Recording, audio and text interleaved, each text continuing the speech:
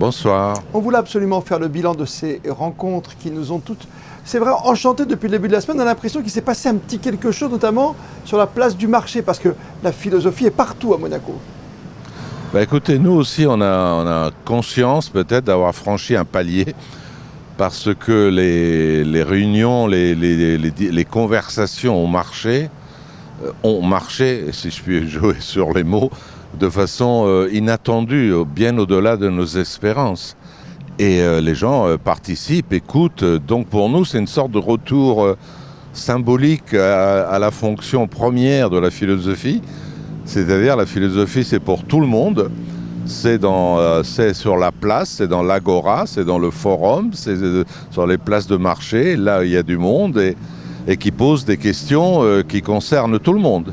C'est vrai, un certain succès qui est très présent, on l'a dit, grâce aux intervenants, grâce au public qui est venu donc place du marché. Et puis en pleine période du bac, ça tombe bien en plus, ça prête à réflexion justement. Ça prête vraiment à réflexion, d'autant que nous avions traité de la justice au cours de nos ateliers et que les sujets de bac ont porté sur la justice. Donc oui, c'était encore mieux. Ça confirmait l'importance de la philosophie dans les écoles maternelles, les collèges, les lycées, et ce que nous faisons depuis maintenant 8 ans et qui commence à être effectivement payant. D'un côté, vous le dites avec vos mots et avec vos thèmes, est-ce qu'il faut automatiquement parler de philosophie et relier la philosophie finalement à l'actualité ou pas du tout? Ou est-ce qu'on peut partir sur un sujet aussi peut-être futile, mais qui peut apporter à autre chose? Oui, moi je ne crois pas qu'il y ait de sujets futiles. Moi j'ai toujours dit que la philosophie, elle vous prend, j'ai même dit elle vous prend par les cheveux quand vous n'y pensez pas, parce que si vous avez...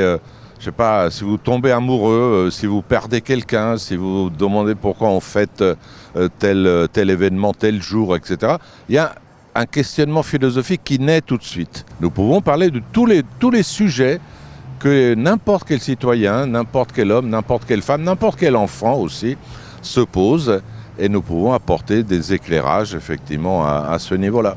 Pour être complet, est-ce qu'il y a un débat qui a prêté à discussion, j'allais dire, un peu plus que les autres? Oui, sur la fin, sur la crainte de la maladie, la peur de la maladie, ça a donné lieu à des échanges extrêmement pertinents, profonds, contradictoires. Mais évidemment, il y a forcément, quand on parle de la peur de la maladie, un souci qui est le souci effectivement de tout le monde, puisque chacun d'entre nous est confronté à cette peur. Nous avions des psychiatres, des médecins, des philosophes qui ont éclairé cette question.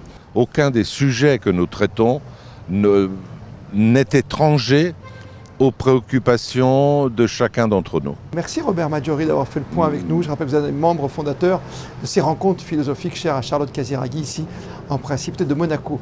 Belle soirée à vous. Merci beaucoup, bonne soirée, au revoir.